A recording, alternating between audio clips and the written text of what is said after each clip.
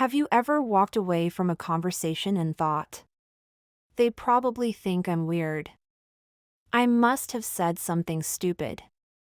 They probably don't like me. You might be living with a silent belief that many of us carry, that you're less likable than others. But the truth is, you're far more likable than you think. And today, I'll show you why. Part 1: The Harsh Self-Evaluation Effect. You live inside your own mind. And that means every little action, a slight glance, a sentence that didn't come out smoothly, a laugh at the wrong time, gets magnified and judged by you. That inner critic? It often develops in people who grew up being criticized, rejected, or not validated. So you learn to scrutinize yourself before anyone else can. And that creates a painful loop. You assume people don't like you, you get anxious, you act awkward, you judge yourself even more, and now you're certain they don't like you. You remember every mistake, every awkward pause, every moment you said too little or too much. But others don't. They don't hear that loud inner voice criticizing you. They just see someone who's smiling, trying to connect, and showing up sincerely. Psychological research shows that we consistently underestimate how much others like us after social interactions. You think you said the wrong thing. You think they're judging you. But in reality, they saw you as kind, warm, and approachable. Here's what matters most. Sparkles: others don't hear the voice you use to speak to yourself. Sparkles: they feel your presence, and it's usually much better than you think. I know you're trying. And maybe you don't see it. But others, they feel it. This doesn't mean everyone will like you. But it does mean you can finally take off the distorted lens through which you've been viewing yourself. When you realize, I don't need to be perfect, I just need to be real. You begin your journey toward confidence, not the kind built on image, but the kind rooted in coming home to yourself. Part 2: You think they're being kind because they pity you. You don't think you're interesting, or beautiful, or smart. So when someone treats you kindly, you doubt it. You think they pity you. Or worse, you assume they haven't seen how flawed you really are. This is how deep insecurity rewires your emotional system. It makes you suspicious of kindness, untrusting of love, disconnected from your own worth. Magnifying glass tilted left: the internal mechanism at play. Those who grew up with emotional wounds, constant comparisons, criticism, or lack of affirmation often develop a distorted value system. If I'm not impressive, not attractive, not exceptional, then I don't deserve love.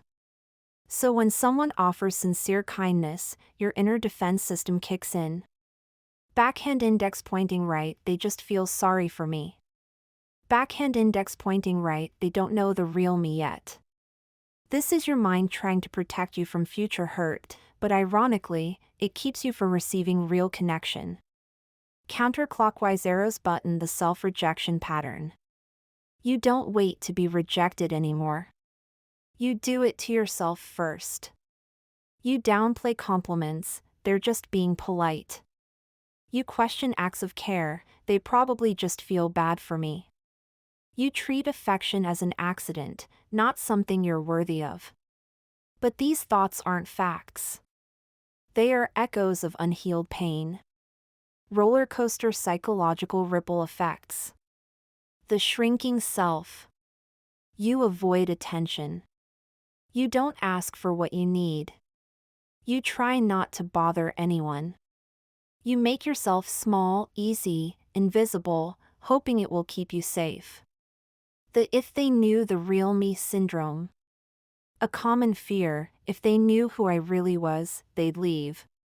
So you live on edge, guarded, anxious, unable to truly relax and love. Here's the truth that changes everything. Insecurity isn't just a feeling, it's a belief system silently controlling how you respond to love. This part of your story doesn't just help you recognize the pain. It speaks directly to the hidden part of you. The part that always feels less than. The part that doesn't believe you're a gift in someone's life. The part that craves love but is too afraid to believe it's real.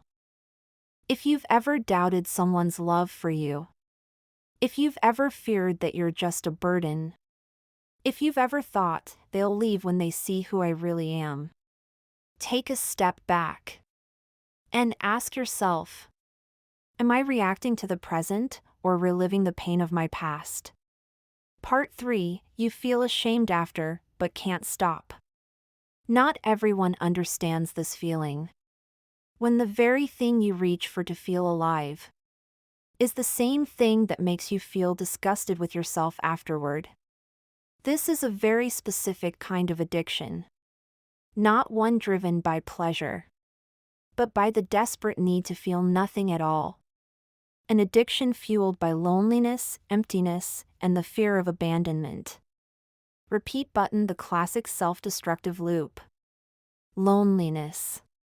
Seeking connection through sex. Feeling emptier. Hating yourself. Swearing never to do it again. Then repeating it all.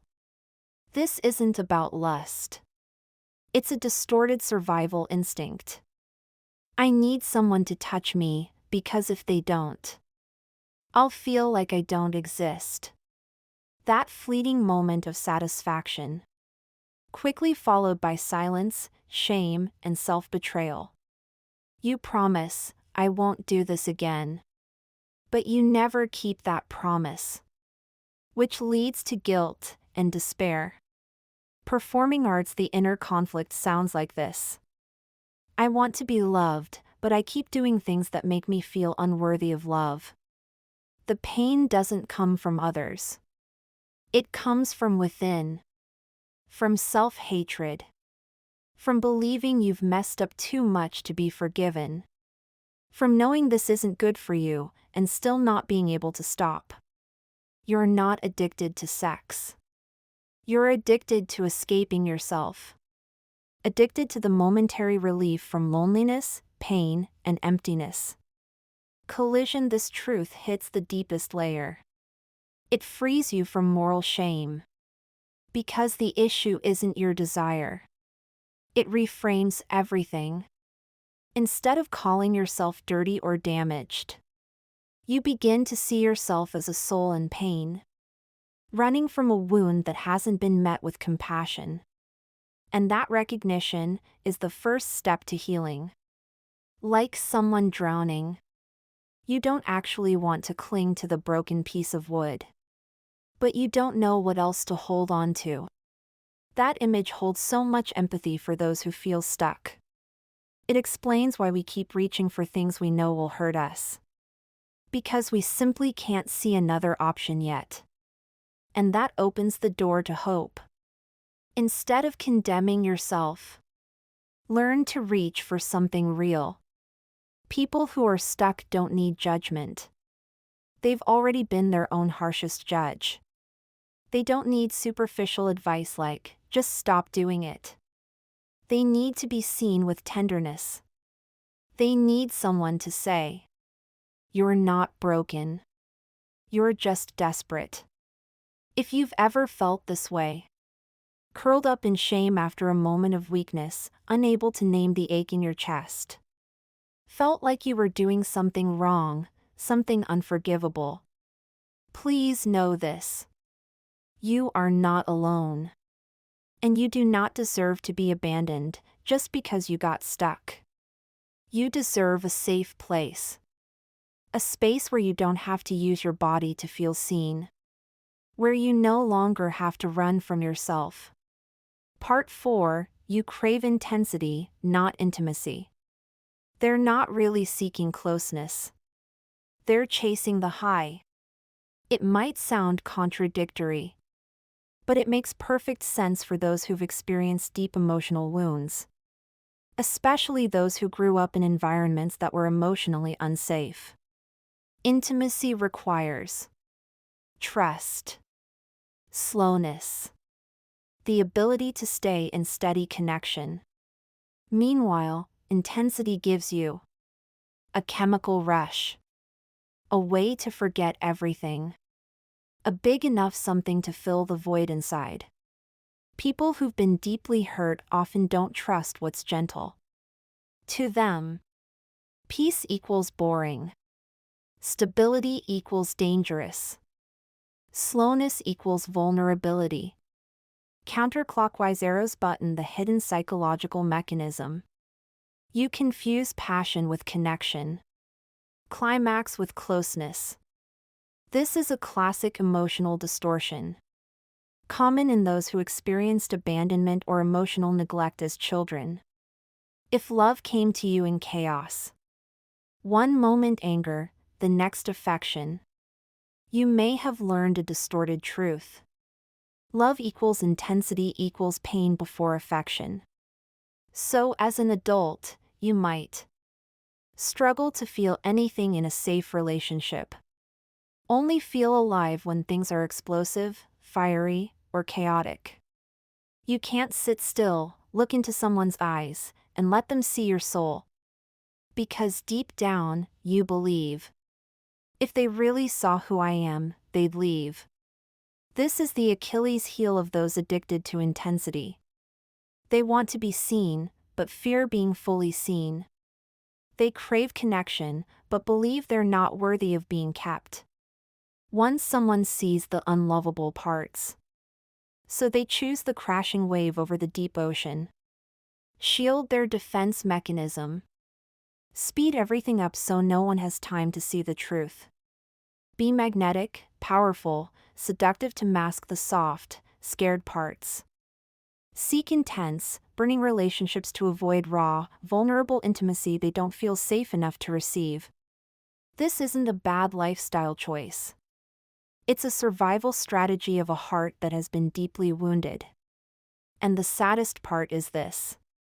The soul inside you, the part that longs for real, quiet connection, keeps getting left behind. This is the inner split many people carry. One part keeps chasing the next emotional high, while another, the quietest, purest part, just wants to be held, to be trusted, to stay. It's the war between survival instinct and the need to heal. This part doesn't judge. It doesn't shame. It simply holds up a mirror. If you see yourself in these words, don't hate yourself. Start by slowing down. Really look into someone's eyes. Touch your own soul before you give away your body. And believe this. You are worthy of something deeper, longer, real. Part 5. You confuse being wanted with being loved. This is one of the most silent and most painful tragedies. Because there's almost no pain greater than believing you're being loved, when in truth, you're merely being desired. It's like drinking water to cure hunger. It feels like something is entering your body, but it doesn't nourish you. You start mistaking temporary attention for your inherent worth. This perfectly captures the wound of a child who was emotionally abandoned. When you weren't seen with steady love, weren't held with understanding eyes, weren't met with lasting presence, you learned to survive through longing stares, compliments about your looks, fleeting moments of passion. You began to equate, if someone wants me, I must be worthy. Break the price of this compromise. You begin to settle. If I can't be lovable, at least let me be desirable. This is a psychological fracture. It leads people to give their bodies away as an unconscious bargain for the one thing they've always been missing. A love that stays. A love that sees. A love without conditions. But the tragedy is this. the more you trade your worth for desire, the more you feel unworthy. Sex, in this case, is not freedom. It's the painful negotiation of someone who once believed they had nothing else to offer. Performing arts, the erosion of self-worth. If they always leave after getting me, then what else do I have to keep them? Other than my body? This is no longer doubt. It's a twisted belief. A toxic whisper that echoes in your mind every time you're left behind. You start to believe, maybe I only matter when I'm naked. No one wants my heart. Only my body is worth staying for. That's when you begin to lose your soul. Bit by bit. In every emotionally dishonest exchange. Brain the root, unhealed wounds. Maybe someone once abandoned you and made you feel you weren't good enough to be loved. Just one small sentence, but enough to explain it all. It shows that what you're doing today is not because you're promiscuous or broken. It's because you were once left behind, and you're still carrying that abandoned child inside you. That pain turns sex into a substitute for love. Even though deep down, you know you're searching in the wrong place. Because you were born to be loved, not just to be wanted. This line is awakening. Like a soft voice calling your lost soul back home. It reminds you, your true worth was never in how hungry others are to have you. Your body is not a currency to earn affection. And most of all, your soul has never been wrong. It's simply been waiting to be healed. You are not wrong for craving connection, closeness, realness. You only need to remember one thing. Desire is not love. A moment is not presence. And being wanted does not mean you are loved. This is the turning point. From naming the pain to guiding toward healing. It invites the listener to stop self-punishing. Begin identifying the root wound. And slowly, bravely return to the part of themselves that still longs for a love that is real, lasting, and enough. If you saw yourself in those words, don't be afraid. Because you're not alone. And more importantly, you're not broken. You've just been hurt too deeply. You've been lonely for too long. You've craved connection so desperately that you began to confuse being loved with being desired. Being seen with being touched. True closeness with a temporary, intense wave. There were times you used sex to escape yourself. Times you compromised your own worth.